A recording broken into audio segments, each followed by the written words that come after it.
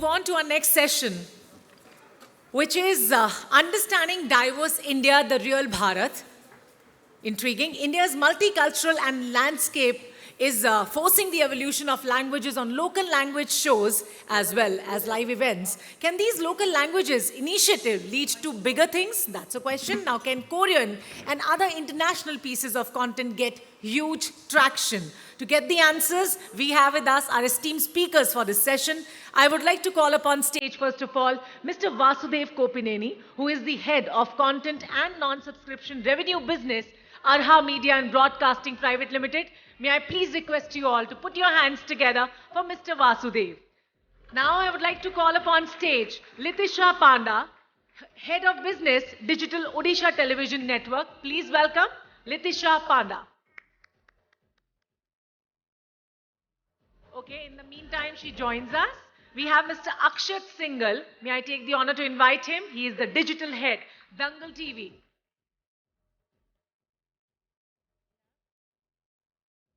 We have Mr. Amit Desai, co-founder Oho Gujarati. Please welcome Mr. Amit.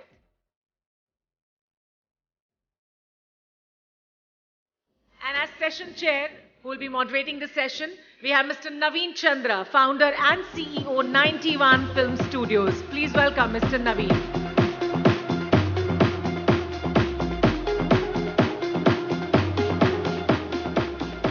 I think Litisha and Akshat will join us in a short while, till the time you can start the session.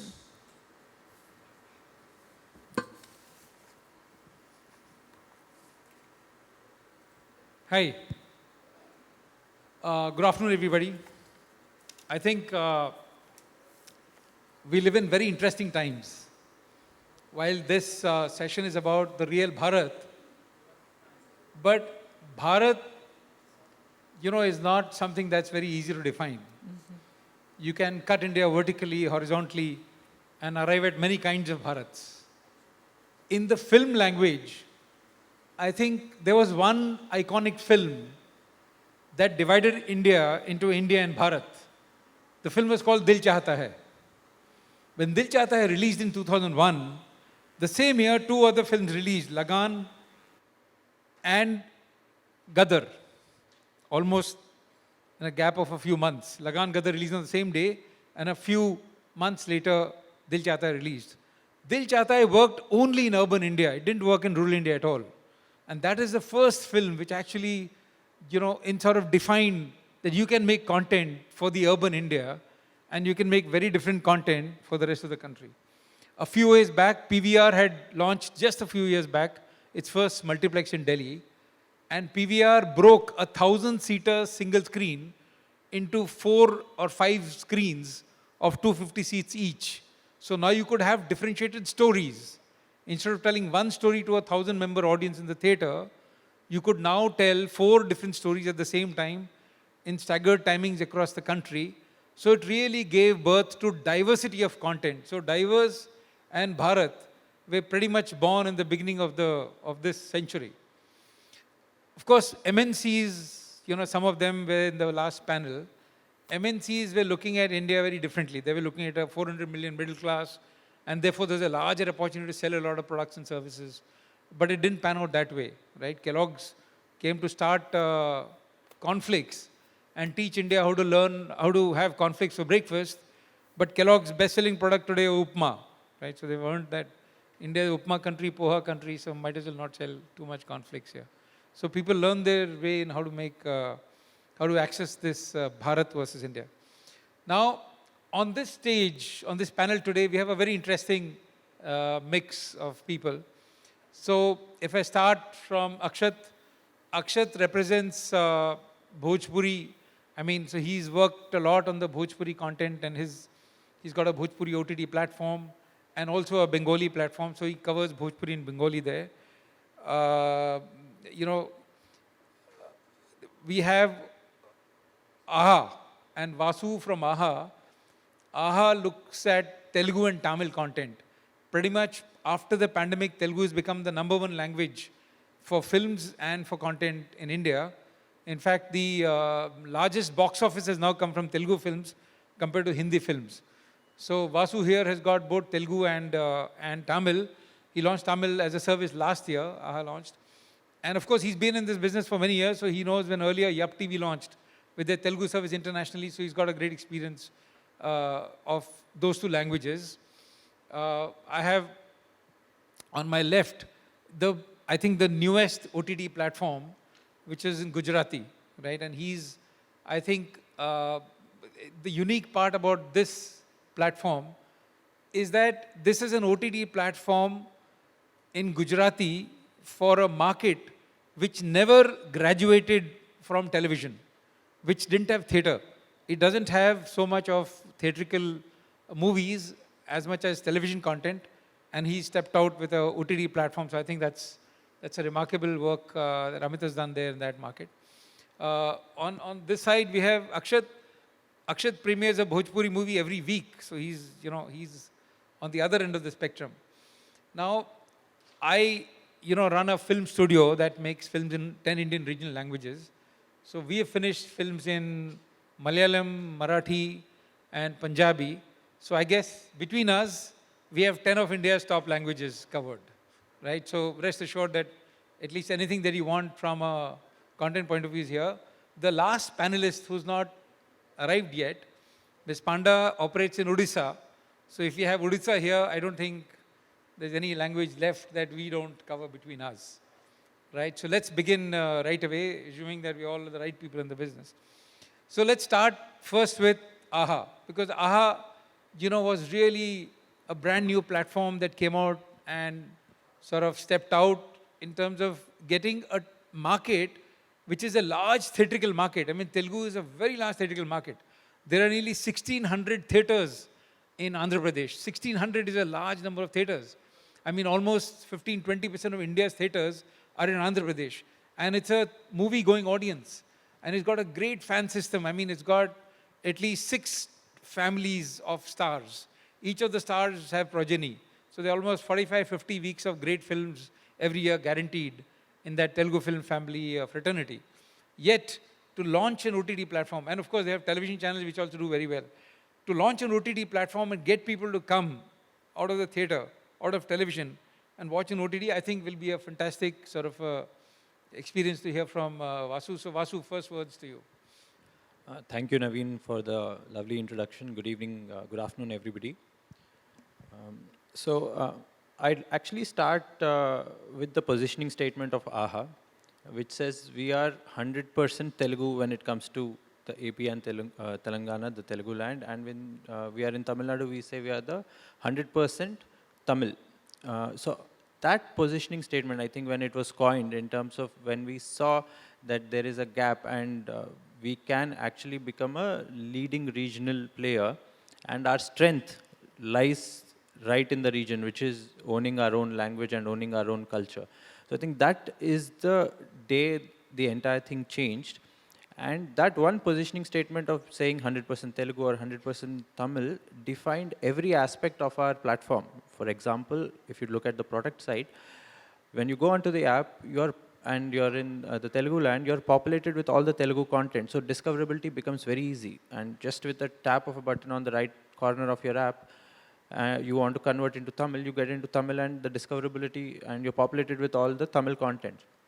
The same thing went into the choice of selection of our stories. We follow a very simple Senti process where we say we want to tell the stories of our land, which again comes from the same 100% Telugu as a positioning statement that we took. So I think it was that positioning statement which defined everything. And then, we are into the 4th year of our operations, and year on year, the kind of growth that we have seen is amazing, and that's all fueled by that owning up our language, owning up our region, and owning up the culture over there. The other few things that we did, I think I'll just tell you one more thing, Naveen. It's a very interesting story. After completion of the first year of our operations, our promoter, one of our promoters, Mr. Allu Arvind, one of the leading producers in the country, he made a special appearance on the stage when we were having our 1-year anniversary, and he just said, in the Telugu land, like you were speaking, we have one blockbuster film or one new film releasing every Friday, and no, we've never missed a Friday there. And he said, Arha is going to give you one new release every Friday. And let me tell you, since the last 2.5 years after he made that statement, me nor my team, have proper sleep ever, because we were behind releasing one new content piece every single Friday. And we've not missed that since the last 2 years. I'm definitely sure about it. So I think this constant, giving content to the people also was one of the crucial factors in driving our platform to, where we are saying that we are headed to be the regional #1 platform in the country. Nice. So that's very interesting. In fact, just taking from Vasu, what happens is if you look at content, right? I mean, look at filmed content especially. Let's take Pushpa. As a story, it is so rooted. The film doesn't move out of the forest. The film is inside the forest. There are no dream sequences in Croatia. There is no suddenly running around, with a relative in London. It is in the forest. Look at Kantara. It is inside the village. Look at RRR. It is deeply rooted inside reality. So they are absolutely local as far as stories go, but they have traveled the full distance. Let me give you some wonderful local examples. This year, in 2023, I'll give examples of some films across languages, right? So there is a Marathi film called Baipan Bhari Deva. I don't know if people here in the audience have heard of it. It's a film that is, made in just about 2.5 crores. It's already clocked 40 crores at the box office in 10, 11 days. Absolutely rooted film, fantastic story. It's not the stuff that, you have film stars and it's just got normal actors. Absolutely rooted story and it has cracked the box office. Let's take a Tamil film like Good Night, right? Simple film made in 1 crore. It has made 14 crores at the box office. It's a simple story, rooted absolutely in Tamil Nadu. Or Portozil, the new Tamil, murder mystery. Again, if you look at murder mysteries and serial killers, there are so many stories. But it's a film that goes on to make 55 crores at the box office, right? Made in 10% of the budget. So these are remarkable. Or for that matter, I mean, if you look at languages and the way they base their stories in local roots, I think they're able to travel the distance in terms of monetizing that content. So that brings me to Oho. Now the unique problem with Gujarati as content has been that all of Gujarati content we have seen Gujarati families in Hindi television serials with Ekta Kapoor for 15 years. All the best shows, Sarabhai vs. Sarabhai, Tarak Mehta Ka Ulta Chashma, Kyonki Saas Bhi Hoti, they're all based on Gujarati families. So Gujarat didn't develop from a content point of view.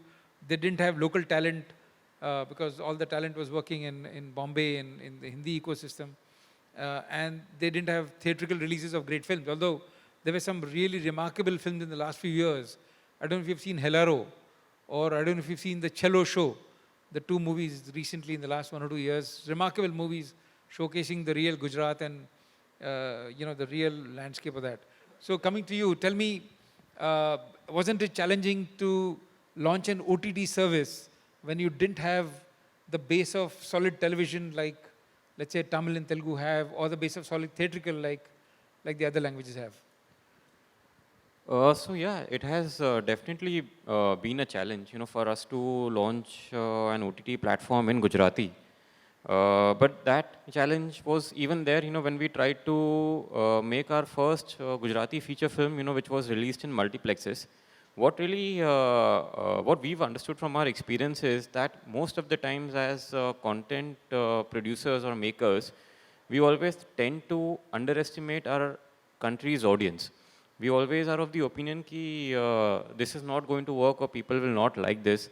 Like you gave an example of Dil Chahta Hai. I believe that a country like ours was always ready for a film like that even before 2001. It is just that nobody attempted making a film like that until Dil Chahta Hai arrived. Obviously goes without saying that it has to be done correctly.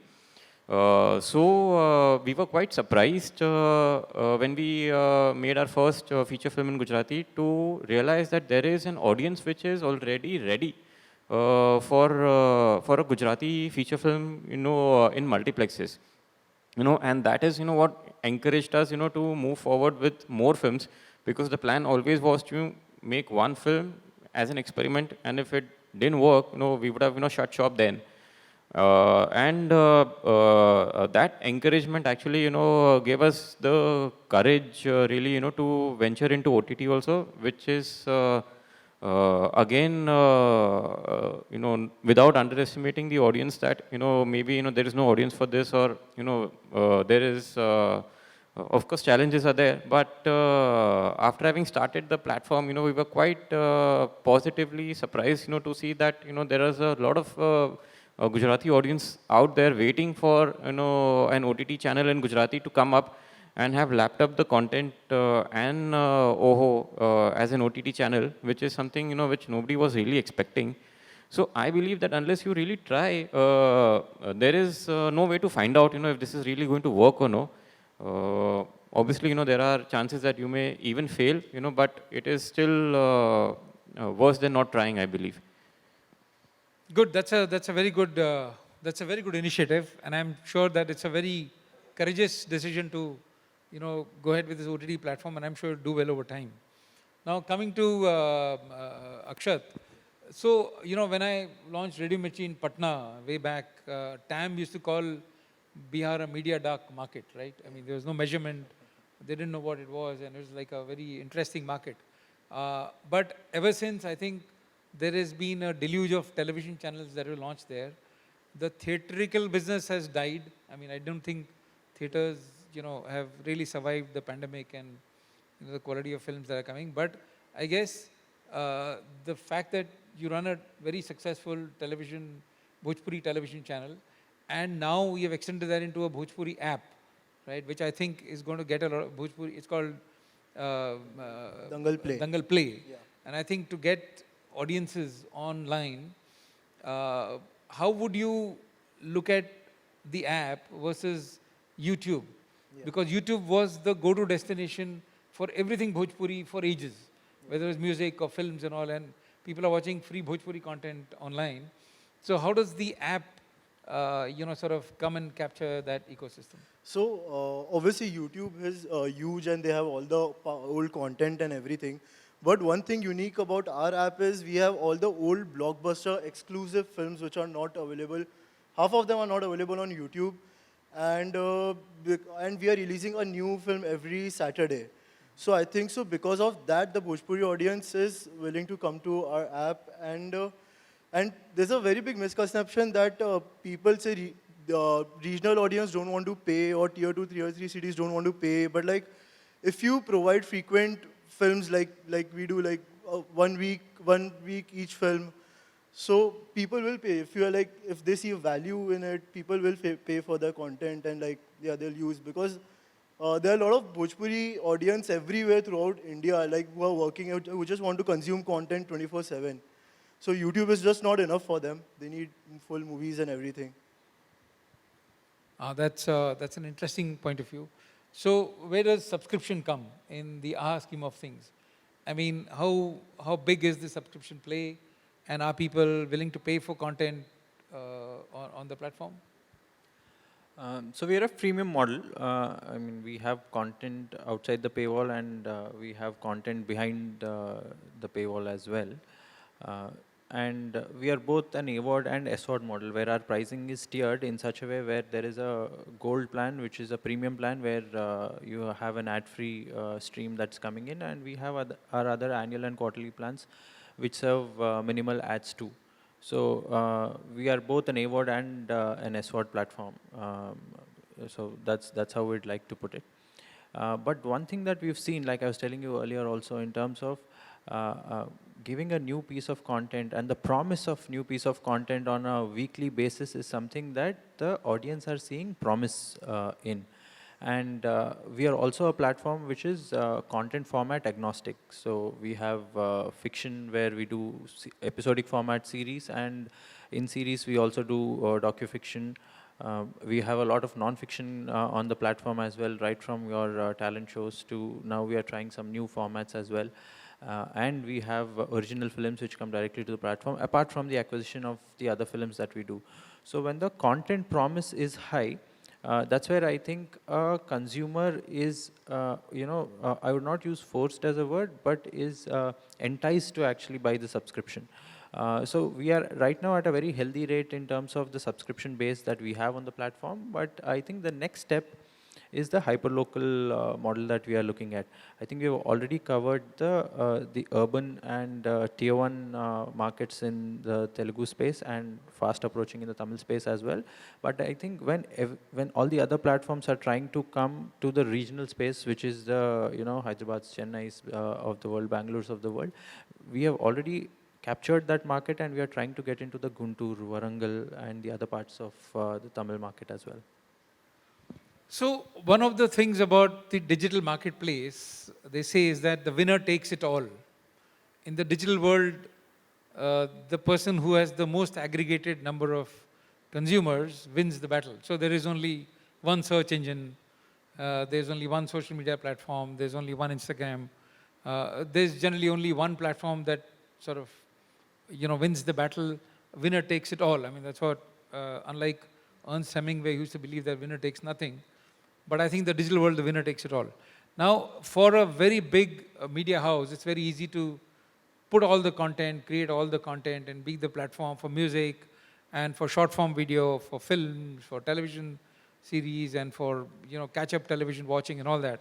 How does the current, let's say, play amongst the regional players, how do they manage to keep content costs under control if you have to be that one stop where people come to watch everything? Let's start with Oho.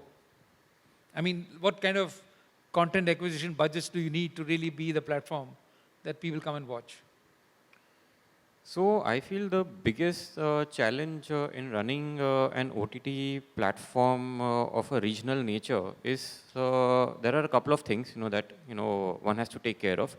One is to be able to be consistent, and to be able to be fast.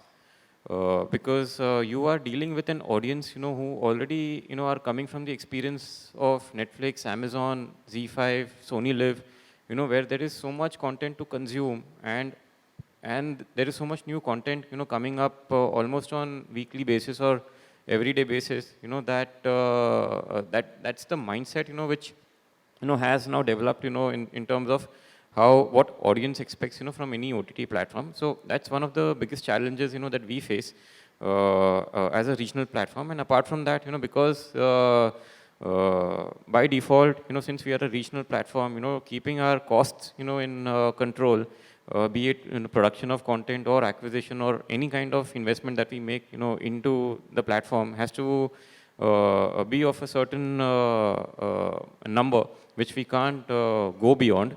Obviously, we would also, in spite of having a vision of, doing a lot more, you have to, be conservative, when you, think about, how to, make everything happen, within, that limited amount of, resources, that you have at your disposal. So that again is a challenge, and that is something that, we've been, going through on daily basis. But moving forward, slowly and steadily, we are also trying to increase, the scale of everything that we have been doing, be it production or marketing or tech. But obviously, we can't really compare ourselves, to the kind of spends, made by any other national or international players, or even, some of regional players for that matter, because Gujarati as a market is, very new yet. So yes, this is, definitely a challenge, but it is something that, we have been used to even when we were making films in Gujarati. So it's something that, we are kind of accustomed to in a way. So, yeah. Interesting. So, just to twist the question slightly for both of you. So when Mr. Ambani announced Jio, he said he's going to show one movie a week, right? Now you're actually showing one new movie every Friday, Telugu movie, and you're showing one Bhojpuri movie every Saturday on your platform. So both of you are actually showing 52 brand new movies every year. How does that work on your budgets? So just before I answer that, just one point I would like to add to what Amit was saying is all of us are actually eyeing for the same 3 to 4 hours of time that an average user has where he consumes content. I think irrespective of anything, that pie of 3 to 4 hours of his time that he can actually watch content in maybe in his mobile or in his laptop or at home on the television, I think that is not going to drastically increase. But what are we up against? I think thanks to COVID, this is all fastened up a little more, where people have had access to watch content from across the globe. Maybe not everybody had the opportunity to buy a subscription and watch it, but I think piracy has also enabled a lot of them to get a sample of what the content across the globe feels like. So you're not just up against your regional player, but I think you're up against the giants and the higher quality of content that is out there as well. So it is a little difficult when you are playing with limited budgets for a regional platform, but you have to, compete with the content that the same regional consumers have sampled. So that's a challenge that is ongoing.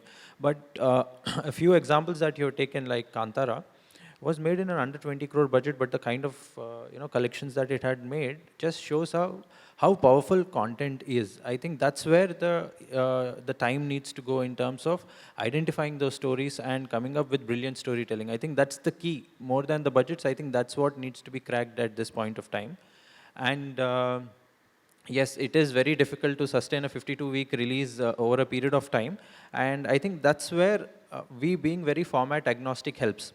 So, we promise one new piece of content every Friday, and that content comes in the form of, say, a non-fiction episode or a new film that we have acquired or a new series that we have created. So I think being format agnostic It's not a new film every week. It's a new content piece every week. Oh, So fine. it can be a web series, or it can be a film, or it can be a non-fiction episode that is coming out. Yours is one film a week. Yeah, us is one film each week. One each new Saturday. film every week. Yeah, film. Okay. Yeah, so with regional content currently, more than budget, it's about how viewer can connect with your film, and obviously the prices, obviously the cost is not that high right now. But with Jio entering regional content space, I believe the cost will go much higher than right now it is. But good thing about Bhojpuri industry is like there are a lot of viewers. And there are a lot of viewers who are willing to pay, and even the ad revenue model is growing with time. So, yeah, so I think so that will help. But yeah, the main thing is that audience should connect with your film. It doesn't matter the budget that much, actually. Yeah, interesting that you say that. When we met Abhay Sinha in London recently, Yeah. Abhay Sinha was in London to make 10 Bhojpuri films. He was, every 9 days, he was finishing one Bhojpuri film. And all of them based in London. And of course, the idea was to get subsidy and so that it becomes cheaper to make the film. But so that's my point. I mean, when I look at the bigger films in India, let's take Dangal. Dangal is at the core a Haryanvi film. Yeah. Let's take Satya Prem Ki Katha. At the core, it's a Gujarati film, right? Or for that matter, even Hindi films today are placing themselves, in a city and weaving the story around it so that it makes more sense to the audiences. So when you take decisions on content acquisition, right, do you look at, just the storyline? Are you looking at whether, there's this film that is made because of subsidy, therefore you should take, or is there any criteria that you have when you buy a film for your platforms? Yeah, I would like to start with that. Actually, what we see is how real the issue is. A lot of people make movies which has an issue, but audience cannot connect on it. So the issue, audience should connect on the issue, and like the look and feel of the film, like should be like if it's a regional film, should be according to their state or whatever you are showcasing there. Yeah.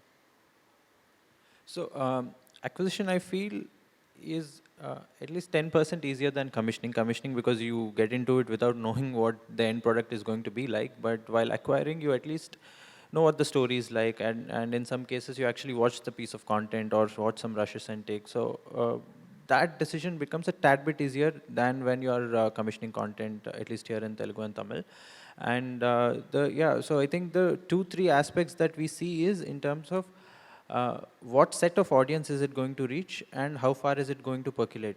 We already know that, and we basically acquire content for main 2 reasons. One is to retain the consumers already on the platform, and second, to acquire new consumers which are in different pockets which or the platform has not reached yet.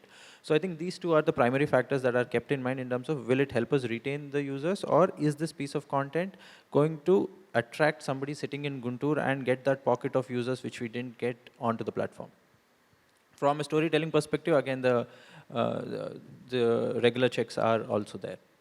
So let's flip the side to advertising, right? Now we've had a very large regional television ecosystem in most markets. Regional television has really got a lot of advertising, and we are largely a advertising country. I mean, across languages, advertising has been a larger base. Does the primary definition of the OTT platform, and when you create that as a service, it's very amorphous, right? You can't pinpoint and say, for example, I remember in the earlier days, there was a very clear difference between Star TV, Zee TV, Sony, and Colors. You could actually pinpoint and say, here's the viewer of Colors, here's the viewer of Star TV and Zee, and because there were very clear programming differences. They had a very clear character, they had a very clear sort of programming logic, and when Colors launched, they launched with a very clear positioning. So you knew that, okay, if you had to put this brand, it would typically go here and all of that. Now when you come here and look at a platform that is doing regional language content across the language, and there's only one platform, how does the advertiser sort of look at the platform? Does he, for example, if we were to look at, as an example, let's say, Oho Gujarati, that's the only platform in Gujarati, or Arha is the only platform pretty much. How does one pinpoint and say, okay, this is the definition of the audience that I get, and therefore my brand is relevant and I'll advertise? How do you do that? So I think one primary factor that all brands are seeing, which in my interaction with the brands have also been that they're looking at the platform like the destination to get a premium consumer who knows how to pay, who has internet basically, and who knows how to pay on the internet. And this is the specific regional customer, that consumer that I want to absorb. And this sentiment is across. Like when I was speaking to Coca-Cola, they had the same sentiment. And when I was speaking to a regional brand like TD had Tenali Double Horse, which is a Telugu-based local brand, I think this sentiment of finding their Telugu-speaking consumer, they're directly talking to somebody who's a premium consumer who pays over the internet. I think that is also helping them a lot. It's very specific, focused advertising for them. So we basically haven't explored the AVOD model yet. Yeah, so it's something we haven't gone into, but we do have plans. But what we've done is, we have had a couple of content, which, we've got brands from Gujarat, to maybe sponsor the content or to present the content, and local audience and specific target audience, based on what the content that it is what, these brands also look for.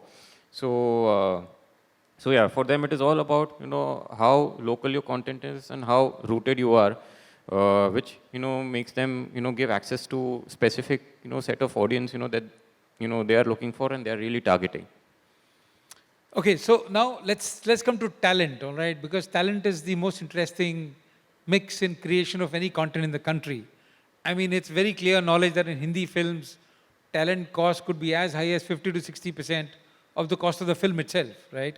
And sometimes in Tamil films, you have a mirror image of a Hindi film, some Tamil films. Telugu is slightly lesser and others are much lesser. But what is interesting is that general OTT, like Amazon and Netflix, all the OTT, what OTT has done is given a new lease of life to a lot of talent. People who were relevant in the 90s and 2000s have all come back to do, OTT originals and all that, and they're finding a new lease of life. But when it comes to regional content, right? Any Bengalis in the house here? Anybody seen this new Bengali movie, Prajapati? Okay, so that's doing very well in Calcutta. Mithun Chakravarti is back in Bengali and he's done a role in that film. You've seen the film there, that's awesome. And you see the film has done very well at the box office. It has got a great return, and Bengali being the market it is, to get Mithun Chakravarti back to do a Bengali film was quite an interesting thing. In Marathi, there has been an attempt, let's say even Madhuri Dixit has tried to come back and do a Marathi film. Of course, she went on to produce it and so on and so forth. They're looking at production of Marathi films rather than acting in them. Does the ecosystem locally attract talent enough not to see them migrate? Like Samantha, I think in Telugu, she's migrated to Hindi now. She's got great acceptance in Hindi. how do you get Samantha back into the Telugu ecosystem? Is there a thing, or do you sort of constantly have to churn new talent so that you service the market? So, like you rightly said, I think the emergence of OTT has been a boon to the entertainment industry, where it has provided opportunities to a lot of people. And when I say opportunity, it is both the crew, which are the writers, directors, and the technicians, as well as the cast. I think immense set of opportunities that have come to everybody, and it has also blurred and the lines of language. I think when a strong story is being told, the emotions have become very universal now. I think we sitting here would love to watch a Tamil film or a Hindi film, or somebody in Hindi would love to watch a Pushpa that is coming out there. So I think that those lines have been also blurred, and it is overall, the term Indian cinema is something that is resonating a lot these days. So I don't think we should also restrict the talent and limit them to a region. Now, Samantha can go do a Hindi film, she might go do a Hollywood film, she might come back and do a Telugu film. So when we are not trying to restrict the cinema, saying that now this is regional cinema or this is Telugu, Tamil cinema, and we are trying to get into a place where we are calling it Indian cinema, I think we should not even restrict the talent in any which way. I also meant, for example, let's say in case of Gujarati, when Paresh Rawal comes and does a Gujarati film, right? That's fascinating. When Ratna Patak Shah comes and does a Gujarati film, it's fascinating for Hindi talent who's done Hindi all his life to come back and do a Gujarati film. Is there enough power in the regional content to fight OTT and keep talent back in its ecosystem?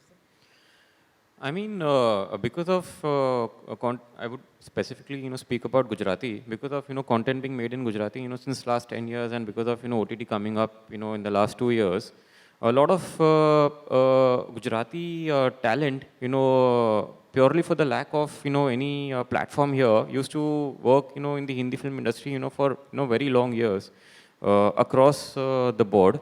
And now, because there are platforms and there is an avenue for them also to come and explore really the language that they speak and they were born in. It's something that just brings them back to the language. Retaining them is something that I also believe depends on the response that they also get from the audience, because when they come here to explore something in Gujarati, because there is not much that we can give them in terms of money or any other kind of resources. The only thing that they expect is to receive a lot of love from the audience, is something that is what their incentive is for them to really come here and do something in Gujarati, apart from the language that it is. So so retaining them is purely dependent on the love that they receive from the audience. Like we've had Sachin Jigar making music for us, since last 10 years. We've got Amit Trivedi, coming and doing music for us. We've got a lot of talent in terms of Ratna Patak Shah, Paresh Rawal sir, Manoj Joshi sir, Darshan Jariwala sir, even Sharman Joshi, recently, did a film in Gujarati. So, so that, exchange of talent, between them working in the Hindi film industry and now in Gujarati film industry, is only growing as we move forward. That's good. So while he talks about audience love, I think we've got great love from this audience. And I think one thing I want to do is, just like the reputation of the regional industries to be on time and to finish their projects on time and to release on time, I want to finish this panel on time. Because 0.00 here, we've actually finished exactly on time to keep the reputation of the regional film industries here. Thank you so much, gentlemen. Thank you. Thank you. For such an interesting discussion. I'll request all of you to please come forward for the photo op, and then we'll start the felicitation.